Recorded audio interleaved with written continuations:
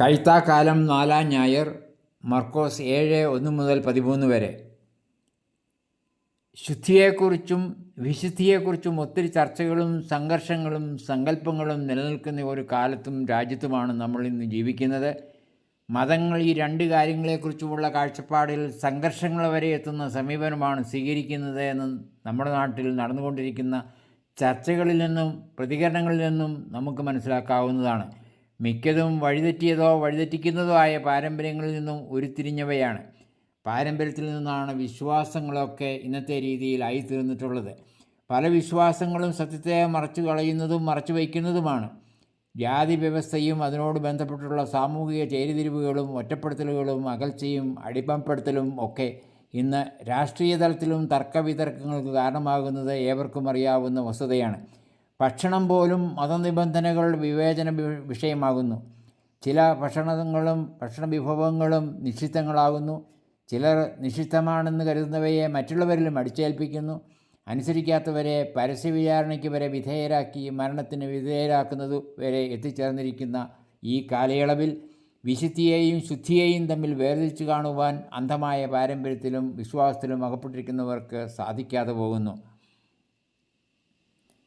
ഭക്ഷണപദാർത്ഥങ്ങൾ, ഉപയോഗവസ്തുക്കൾ, വസ്ത്രങ്ങൾ എന്നിങ്ങനെ എല്ലാറ്റിനെയും ബന്ധപ്പെടുത്തി ശുദ്ധിയുടെ നിബന്ധനകളും ആശയങ്ങളും ഇന്നത്തെ പരിഷ്കൃത സമൂഹത്തെ നയിക്കുന്നു.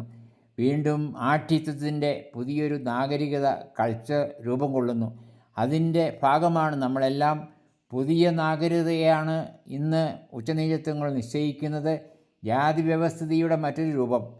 സാധാരണ വസ്ത്രരീതി പോലും മതാചാരങ്ങളുടെയും അനുഷ്ഠാനങ്ങളുടെയും അവിഭാജ്യ ഘടകങ്ങളായി പരിഗണിക്കപ്പെടുന്നു. അങ്ങനെ മതവും വേഷവിധാനങ്ങളും ഭക്ഷണരീതികളും എല്ലാം കൂടിക്കൊഴിഞ്ഞു കിടക്കുന്നു. എല്ലാറ്റിനെയും വിശുദ്ധമാക്കുന്ന രാഷ്ട്രീയ നിലപാടുകൾ കൂടെ ആകുമ്പോൾ എന്തിലാണ് ശുദ്ധിയും അശുദ്ധിയും അതുപോലെ വിശുദ്ധിയും അതിന് വിപരീതമായതും അടങ്ങിയിരിക്കുന്നത് എന്ന് ആർക്കും വിവേചിച്ചറിയാൻ സാധിക്കാത്ത അവസ്ഥയിലാണ് ഇന്നത്തെ ലോകം. സംഘർഷഭരിതമാണ് സാമ്പത്തിക, സാമൂഹിക, രാഷ്ട്രീയ, മതാത്മക സംവിധാനങ്ങളെല്ലാം. ഈ വസ്തുതകളുടെ 2 സഹസ്രാബ്ദങ്ങൾക്ക് മുമ്പുണ്ടായിരുന്ന ഒരു ഉദാഹരണമാണ് ഇന്നത്തെ സുവിശേഷത്തിലുള്ളത്. കൈകൾ കഴുകി ഭക്ഷണം കഴിക്കണമെന്നുള്ള നിബന്ധന പാരമ്പര്യത്തിൻ്റെ പശ്ചാത്തലത്തിൽ മതനിയമം കൂടിയായി കണക്കാക്കപ്പെട്ടിരുന്ന ഒരു കാലത്താണ് ഈ വിഷയം ഉന്നയിക്കപ്പെടുന്നത്. അതിൽ കർത്താവെടുക്കുന്ന നിലപാടാണ് ആഴമായ ഉൾക്കാഴ്ചയിലേക്ക് നമ്മെ നയിക്കുന്നത്.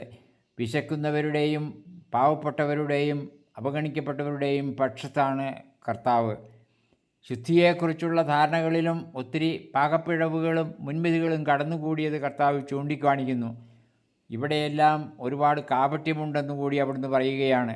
കാപട്യം ഒരു അശുദ്ധിയാണ്.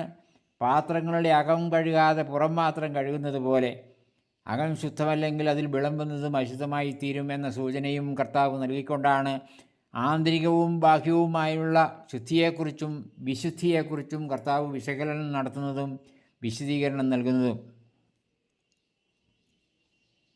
ദൈവകൽപ്പനകൾ ദൈവം മനുഷ്യന് നൽകിയതിനെക്കുറിച്ചാണ് ഇന്നത്തെ 1-ാം വായനയിൽ നമ്മൾ കാണുന്നത്. നിയമാവർത്തനം 5:16 മുതൽ 24 വരെ. അവിടെ ആദ്യം പറയുന്നത് മാതാപിതാക്കളെ ബഹുമാനിക്കുക, അവരെ സംരക്ഷിക്കുക എന്ന പ്രമാണത്തെക്കുറിച്ചാണ്. അതുതന്നെയാണ് ഈശോ തുടർന്ന് അവഗണിക്കപ്പെടലിൻ്റെ ഉദാഹരണമായി നൽകുന്നത്. ഒരുവൻ തൻ്റെ പിതാവിനോടോ മാതാവിനോടോ നിങ്ങൾക്ക് എന്നിൽ നിന്നും ലഭിക്കേണ്ടത് ഖുർബാൻ, അതായത് അർപ്പിതം എന്ന് പറഞ്ഞാൽ മതി. പിന്നെ പിതാവിനോ മാതാവിനോ വേണ്ടി ഒന്നും ചെയ്യാൻ നിങ്ങൾ അവനെ ഒരിക്കലും അനുവദിക്കുകയില്ല. ഖുർബാൻ എന്ന വാക്കിൽ നിന്നാണ് കുർബാന എന്ന വാക്കും രൂപപ്പെട്ടത്. ഇന്ന് കുർബാനയുടെ അനുഷ്ഠാനത്തിൽ പാരമ്പര്യത്തിൻ്റെ അതിപ്രസരവും അടിസ്ഥാനപരമായവയുടെ അവഗണനയും ഉണ്ടായാൽ ഇവിടെയും കുർബാന ഒഴിവാക്കൽ, എക്സ്ക്ലൂഡിങ് ആയിത്തീരും. അത് കർത്തവ്യങ്ങളിൽ നിന്നുള്ള ഒളിച്ചോട്ടം കൂടിയായിത്തീരും. പാരമ്പര്യം ഒരു പാത്രത്തിൻ്റെ ബാഹ്യശുദ്ധിയെ മാത്രം സംരക്ഷിക്കുന്നത് പോലെയാണ്. അതാണ് ഈശോയുടെ നിരീക്ഷണത്തിൻ്റെ അർത്ഥം. ദൈവത്തിൻ്റെ കൽപ്പനകൾ ഉപേക്ഷിച്ച് മനുഷ്യരുടെ പാരമ്പര്യങ്ങൾ നിങ്ങൾ മുറുകെ പിടിക്കുന്നു. ദൈവകൽപ്പനകൾ ആന്തരികമായി ഉല്ലേഖനം ചെയ്യപ്പെടേണ്ടതാണ്.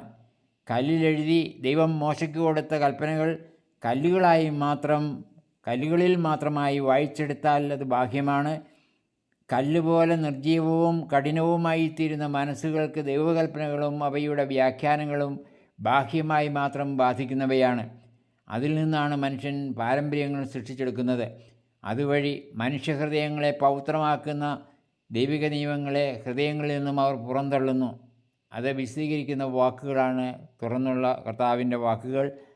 നിങ്ങളുടെ പാരമ്പര്യം പാലിക്കുവാൻ വേണ്ടി നിങ്ങൾ കൗശലപൂർവം ദൈവകൽപ്പന അവഗണിക്കുന്നു. അധരങ്ങളെക്കുറിച്ചും ഹൃദയങ്ങളെക്കുറിച്ചും കർത്താവ് പറയുന്നത് ശ്രദ്ധേയമാണ്. ഈ ജനം അധരങ്ങൾ കൊണ്ട് എന്നെ ബഹുമാനിക്കുന്നു, അവരുടെ ഹൃദയം എന്നിൽ നിന്നും വളരെ ദൂരെയാണ്. അതായത് ദൈവവും ദൈവസ്ഥാനത്തുള്ള മാതാപിതാക്കളുമായി അടുപ്പം സൃഷ്ടിക്കുന്നത് ഹൃദയമാണ്. മാതാപിതാക്കളെ ബഹുമാനിക്കേണ്ടത് അധരങ്ങൾ കൊണ്ട് മാത്രമല്ല, ഹൃദയത്തിൽ അവരെ പൂവിട്ട് പൂജിച്ചുകൊണ്ടാണ്. ദൈവകൽപ്പനകൾക്ക് ആന്തരികതയിൽ ഇടം കൊടുക്കാതെ പാരമ്പര്യത്തിൻ്റെ തെറ്റായ വഴിയെ പോകുന്നവർ ആന്തരികതയുടെ ശബ്ദമായ ദൈവവചനത്തെ അശ്രാവ്യമാക്കുന്നു. അകലം കൂടുന്തോറും ഉള്ളിൽ പ്രതിധ്വനിക്കുന്ന ശബ്ദം അശ്രാവ്യമാകുന്നു എന്ന് വ്യക്തം. അതാണ് കർത്താവ് പറയുന്നത്. അങ്ങനെ നിങ്ങൾ കൈമാറുന്ന നിങ്ങളുടെ പാരമ്പര്യം വഴി ദൈവവചനം നിങ്ങൾ ശൂന്യമാക്കുന്നു. ഇതുപോലെ പലതും നിങ്ങൾ ചെയ്യുന്നു.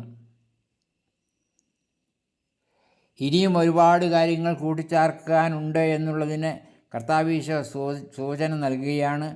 ഇതുപോലെ പലതും നിങ്ങൾ ചെയ്യുന്നു എന്ന വാക്കുകളിലൂടെ. ഇന്നും മാതാപിതാക്കളെ വല്ലവരുടെയും പക്കൽ ഏൽപ്പിച്ചു കൊടുത്തിട്ട് സ്വന്തം ജീവിത ലക്ഷ്യത്തെ മാത്രം പിൻചെന്ന് അകലെ വസിക്കുന്നവർ മാതാപിതാക്കളെ സംരക്ഷിക്കുന്ന രീതിക്കും കോർബാൻ എന്ന പേര് കൊടുക്കാം.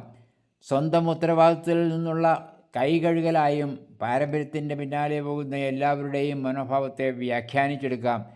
ശുദ്ധമല്ലാത്ത കൈകൾ കൊണ്ട് അപ്പം ഭക്ഷിച്ചാലും എന്ത് കഴിച്ചാലും അവയെല്ലാം വിശപ്പ് അടക്കുന്നതിനാൽ ശുദ്ധമായി തീരുകയാണ്. ഭക്ഷണം ദൈവദാനമാണ്. അവ ചെളി പുരണ്ട കരങ്ങളിലും ദൈവപിതാവ് വച്ചു കൊടുക്കുന്നുണ്ട്. എല്ലാ ജീവജാലങ്ങളിലും മണ്ണിൽ നിന്നും ഉൽപ്പാദിപ്പിക്കപ്പെടുന്ന മണ്ണിൻ്റെ ദാനമായ ഭക്ഷണപദാർത്ഥങ്ങൾ കൊണ്ടാണ് വിശപ്പടക്കുന്നത്. അവ കഴിക്കുന്ന കരങ്ങളുടെയും നാവിൻ്റെയും ശുദ്ധിയെക്കുറിച്ച് അവയൊന്നും ആകുലപ്പെടുന്നില്ല. ശുദ്ധിയും വിശുദ്ധിയും തമ്മിലുള്ള വ്യത്യാസത്തെക്കുറിച്ച്, അവയുടെ അഭാവത്തിലുള്ള അവസ്ഥയെക്കുറിച്ച് ഇന്ന് പുനർവിചിന്തനത്തിനുള്ള സമയമായി എന്നുള്ള ചിന്തകളോടെ ഈ വിചിന്തനത്തെ പര്യവസാനിപ്പിക്കാം. ശുദ്ധമായവയെ തേടുന്നവർ അശുദ്ധമെന്ന് കരുതുന്നവയെ അകറ്റി നിർത്തുന്നു. ഈ മനോഭാവത്തിൽ നിന്നും ഉരുത്തിരിയുന്ന പുതിയ നാഗരികത പുതിയ ചേരിതിരിവുകൾ സൃഷ്ടിക്കുന്നു.